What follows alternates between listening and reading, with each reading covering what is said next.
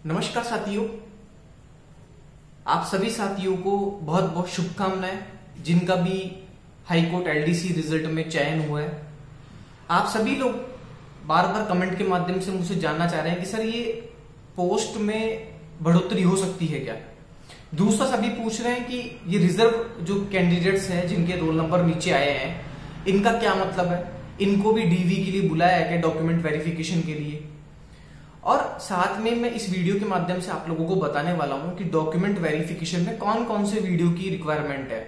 ज्यादा डॉक्यूमेंट्स ले जाने की आवश्यकता नहीं है आपको, केवल जो डॉक्यूमेंट्स मैं आप लोगों को यहां बता रहा हूं वही लेकर के जाएं, बस वो लिख करके टिक करते रहें और उनकी फोटोकॉपी कराएं।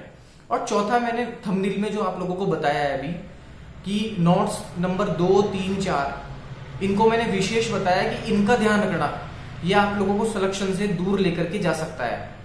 तो क्या है वो सभी प्रश्नों का उत्तर मैं आप लोगों को देने वाला हूं। सबसे पहले मैं आप लोगों को बता दूं, जो हाईकोर्ट एलडीसी का जो पीडीएफ आया है अभी साइट पर अपलोड हुआ है, इस पीडीएफ में लास्ट में जो आप लोगों ने नोट्स दिया हुआ है, मैं नीचे से स्टार्ट करता हूं। इस नोट्स में है क्या, आप लोगों ने पढ़ा होगा नोट्स का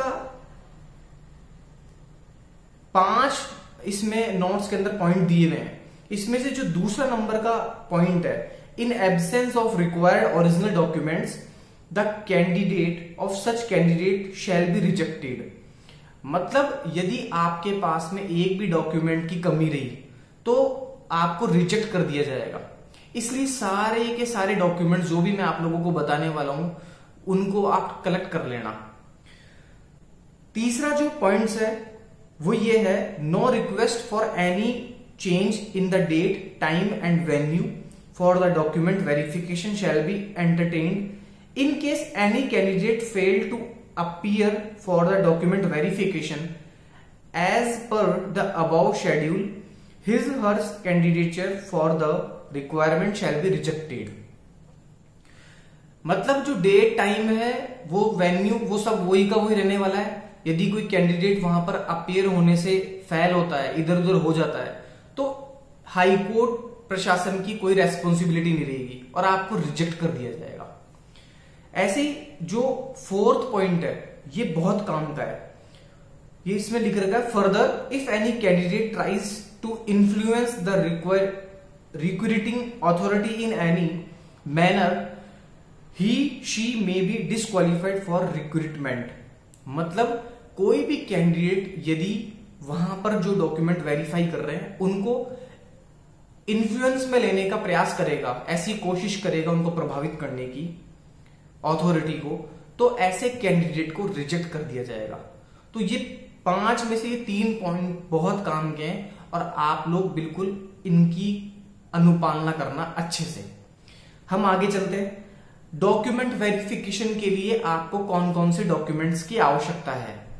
ज्यादा डॉक्यूमेंट्स ले जाने की जरूरत नहीं है। इसमें जो मेंशन है वही मैं आपको बता रहा हूं, वो आप लोग अलग से लिख सकते हैं और इस पीडीएफ में से भी उतार सकते हैं। इसमें लिख रखा है ऊपर ही ऊपर हेडिंग है, the candidate are required to remain present for document verification on the date and reporting time mentioned above in the office of registrar of Rajasthan high court, new building, Dagiyawas bypass, Jodhpur, Rajasthan. जहां पर आपको डॉक्यूमेंट लेके जाने हैं वो address भी mention है। अब कौन कौन से डॉक्यूमेंट्स लेके जाने हैं। दूसरा, नीचे आप लोगों को पता होगा लिख रखा है, if applicable along with 2 attested certificate for copies of each documents. ये जितने भी डॉक्यूमेंट्स मैं आप लोगों को बता रहा हूं इसकी 2 कॉपियां लेकर के जानी है आप लोगों को, 2 कॉपियां, ध्यान रखना। पहला डॉक्यूमेंट्स कौन सा होना चाहिए, बर्थ सर्टिफिकेट। मतलब बर्थ सर्टिफिकेट में आपको या तो आपकी 10th की मार्कशीट, 12th की मार्कशीट, इन दोनों डॉक्यूमेंट्स में से एक 10th की मार्कशीट ज्यादा प्रायोरिटी उसको दी जाएगी, तो 10th की मार्कशीट आपका बर्थ सर्टिफिकेट का काम करेगी। दूसरा पॉइंट है आपके सर्टिफिकेट ऑफ एजुकेशनल क्वालिफिकेशन। इसमें लिख रखा है आपकी सेकेंडरी, सीनियर सेकेंडरी और ग्रेजुएशन लेवल की जो डिग्री है, ये तीनों चीज लेकर के जानी है।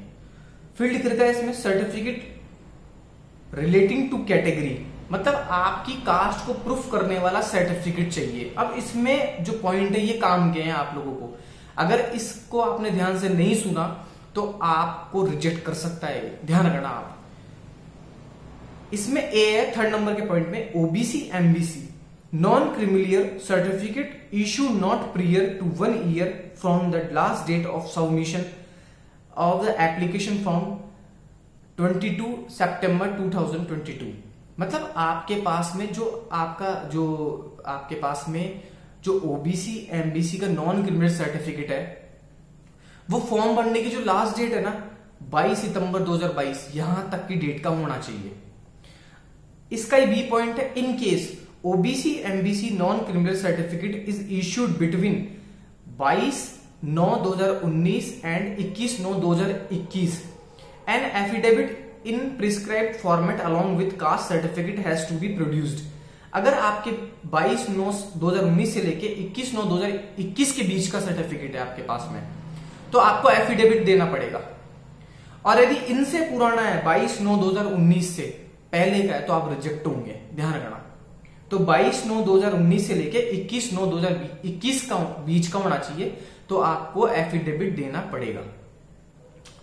सी पॉइंट है, in case of EWS category 1/4/2022 से 22/9/2022 का होना चाहिए।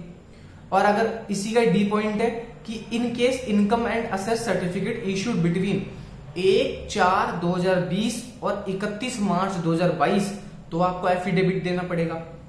और इसी का ई पॉइंट है, SC ST OBC MBC EW certificate as the case may be must not have been issued after the last date of submission of the application form 22/9/2022 तक का सर्टिफिकेट होना चाहिए। फिर जो फोर्थ पॉइंट है ये लिख रखा है मैरिज रजिस्ट्रेशन आपके पास में, मतलब मैरिज रजिस्ट्रेशन का सर्टिफिकेट होना चाहिए आपके पास में, विवाह प्रमाण पत्र। फिफ्थ नंबर का पॉइंट है affidavit regarding number of children with date of birth, मतलब आपके कितने चिल्ड्रन है, आपके कितने बच्चे हैं, इसका भी आपको एक एफिडेविट देना पड़ेगा, उसका डिक्लेरेशन देना पड़ेगा मतलब। फिर है एक जो छठा पॉइंट है documents relating to divorce and widow, ये बहुत जरूरी डॉक्यूमेंट है और इसको आप अच्छे से सुन लेना। इन case of widow death certificate of husband issued by the competent authority, मतलब यदि आप, मतलब कहने का अर्थ यह है कि यदि आप विधवा हैं तो आपके पास में आपके हस्बैंड का डेथ सर्टिफिकेट होना चाहिए, वो भी एक प्राधिकृत अधिकारी के द्वारा जारी हस्ताक्षरों से। और यदि आप in case of divorce women, यदि आप तलाकशुदा महिला है, तो आपके पास में judgement degree issued by the court of competent jurisdiction, तो आपके पास में कोर्ट की डिग्री होनी कंपलसरी है। कोर्ट आपको डिग्री देगा कि यह महिला, इसके पति के बीच में तलाक हो चुका है, वो डिग्री आपके पास में डॉक्यूमेंट वेरिफिकेशन आपको ले जानी पड़ेगी ओरिजिनल। फिर इसमें जो एक 7वां नंबर का पॉइंट है certificate relating to disability, certificate of disability in the prescribed format issued by authority certifying as per relevant rules if applicable. अगर आप डिसएबिलिटी का से आपने फॉर्म लगाया था तो आपके पास में ये प्रूफ होना चाहिए, उसका प्रमाण पत्र होना चाहिए। फिर है एक अगला जो डॉक्यूमेंट आपके पास में, proof document regarding ex serviceman for claiming benefits of reservation, आपको एक्स सर्विसमैन का प्रूफ देना पड़ेगा, वो डॉक्यूमेंट आपके पास होना चाहिए। फिर है जो 10वां अगला पॉइंट है proof document certificate regarding outstanding sportsman person का भी आपको पास में, यदि आप वो बेनिफिट लेना चाहते हैं तो उसका डॉक्यूमेंट होना चाहिए। फिर है अगला नो ऑब्जेक्शन सर्टिफिकेट, कहने का मतलब यह है employees of Rajasthan state government, जिला परिषद, पीयूसीएस, कॉर्पोरेशन, पंचायत समिति आर रिक्वायर्ड। यदि आप यहां पर कहीं जॉब कर रहे हैं तो वहां से आपको एनओसी लेनी पड़ेगी, समझ रहे हैं आप, वहां से आपको एनओसी लेकर के आओगे आप जब आपको वहां पे नियुक्ति मिलेगी। फिर अगला पॉइंट है certificate affidavit regarding disqualification for appointment wherever applicable.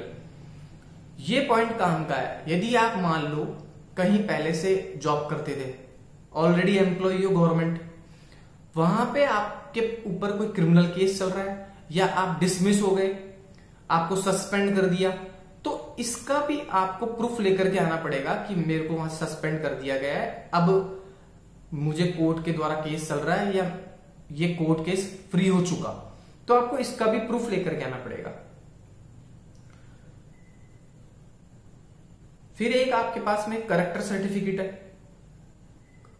Character certificate भी आपको लेके आना पड़ेगा, जो कि आपने जहां से डिग्री की है वो डिग्री इसमें लिख रखा है कि character certificate 3 character certificate one issued by the principal academic officer of the university or college in which she has last educated and 2 form responsible persons के द्वारा करेक्टर सर्टिफिकेट चाहिए। एक proof of identity, one of the recognised photo ID proof, जैसे Aadhaar card, PAN card, driving licence, ये चाहिए। ऐसी certificate of bonafide resident of Rajasthan, आप राजस्थान के हो, ये मूल निवास प्रमाण पत्र भी चाहिए होगा आपको। फिर है फोटोग्राफ, 2 रीसेंट फोटोग्राफ चाहिए आपको, ध्यान रखना 2 फोटोग्राफ रीसेंट की।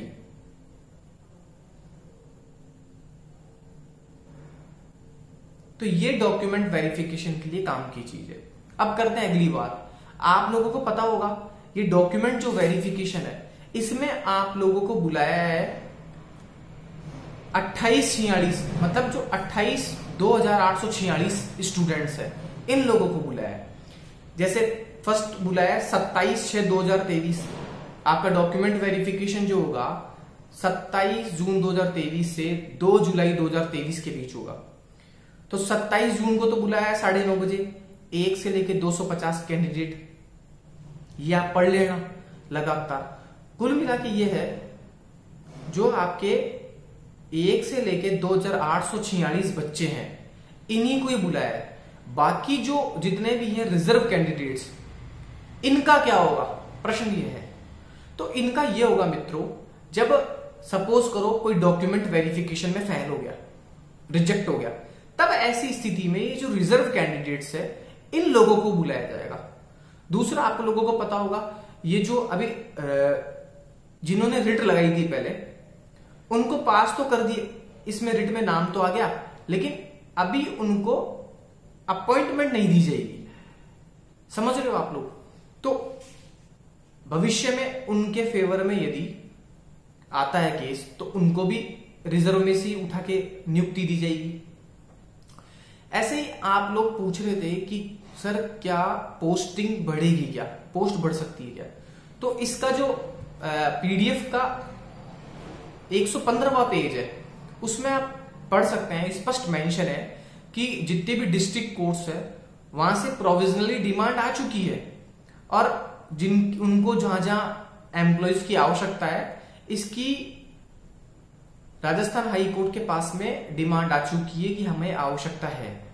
अब संभावना यही है कि वो पोस्ट में और वृद्धि भी कर सकते हैं। तो जिनका भी ये रिजर्व कैंडिडेट्स में उनका नंबर भी आ सकता है, पूरी संभावना है। तो रिजर्व कैंडिडेट का मतलब आप लोग समझ गए होंगे, आप लोगों का डॉक्यूमेंट वेरिफिकेशन नहीं होगा। डॉक्यूमेंट वेरिफिकेशन तो वही 2846 स्टूडेंट्स का होगा।